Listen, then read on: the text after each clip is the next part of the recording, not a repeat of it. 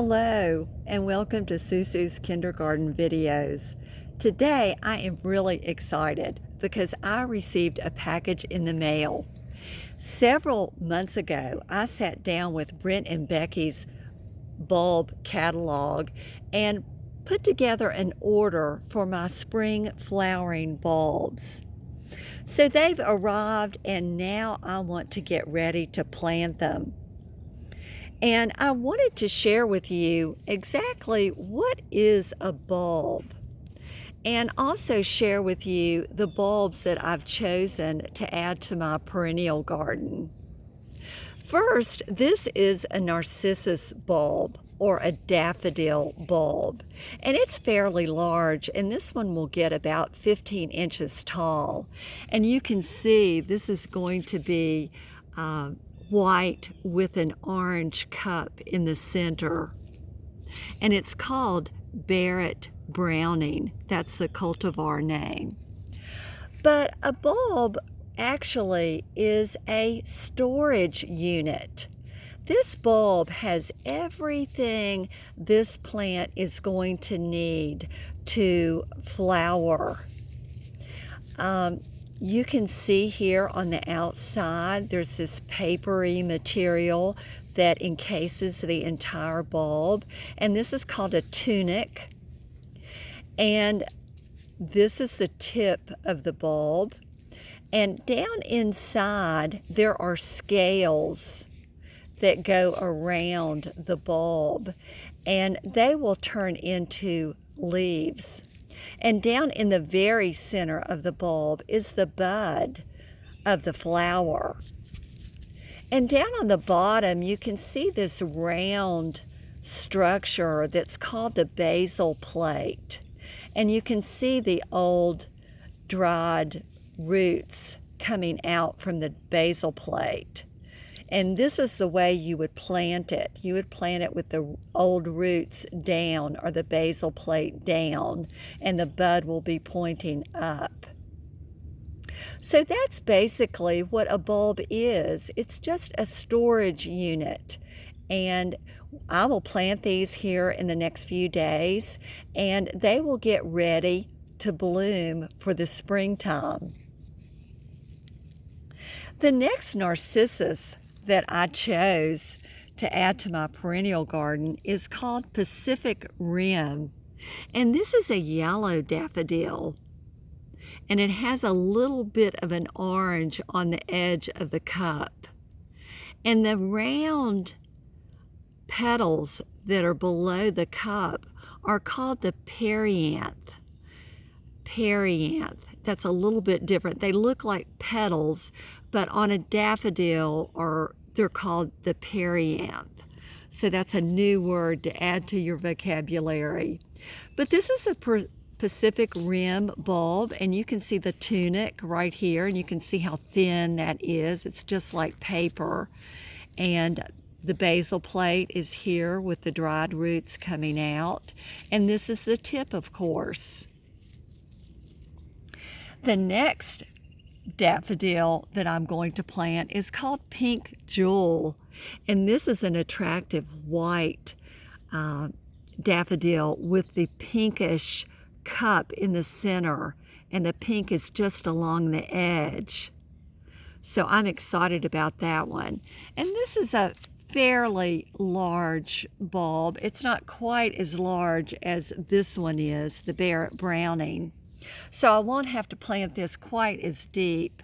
But you can see on this bulb, it has an offset or a bulblet that this major or main bulb has produced. And that's what is great about daffodils, is they will increase their offsets so that you get more blooms, and they will fill in the perennial garden. The first year, you won't have too many blooms, but as the years go on, you will get more and more because they continue to create these bulblets off the side of the main bulb. Now, this is a tiny daffodil. This is called More and More. And these are little tiny 1-inch daffodils that are very short. They're only going to be about 6 inches tall. And the bulbs are small, but it still has the basal plate and the tip. This is the top where the bud will come out. And you can also see the tunic, or the papery material that encases the entire bulb. So they're going to be really cute, and I will want to plant those along the borders of my perennial garden so that they won't get covered up. The next bulbs I'm going to share with you are alliums. Now this is going to be a pink allium, and it's called Pink Jewel. And I'm really excited because I only have purple allium growing right now in my perennial beds. So I'm happy to add a pink color. And if you recall from one of our other videos, alliums are also in the onion family. But these you cannot eat like you do onions. The next allium I'm going to plant is a yellow allium. And I'm extremely excited about this one because it's a little bit unusual. And you can see I only have one of the yellow alliums because it's a little bit unusual. And when things are unusual like that, they cost a little more. So I only purchased one, and I'm really going to find a special place to put this bulb so that I can watch it very carefully and take good care of it. And then maybe I can get more if it does well. The last bulb I want to talk about is a fritillaria, or the common name is guinea hen, is what you'll hear some people call these. And this is a small bulb, and it kind of looks different from the other ones we've seen.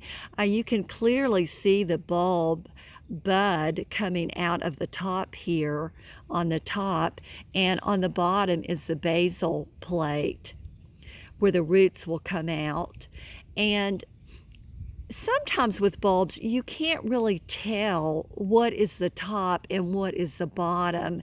Now this one I clearly can, but sometimes you can't tell. So the best thing to do in that situation is plant it on its side.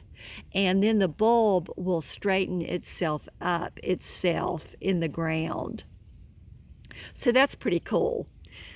But fritillaria, this is a mix, and I'm going to get white and purple flowers out of this, and they look like a bell hanging down.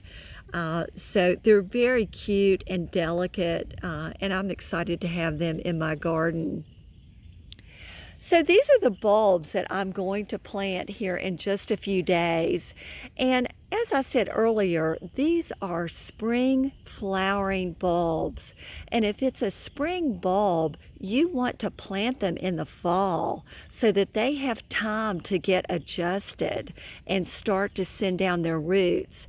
And then in the spring, when the temperatures start to warm up, these bulbs will start to push the buds out of the center of the bulbs, and then the flower will come along and develop next.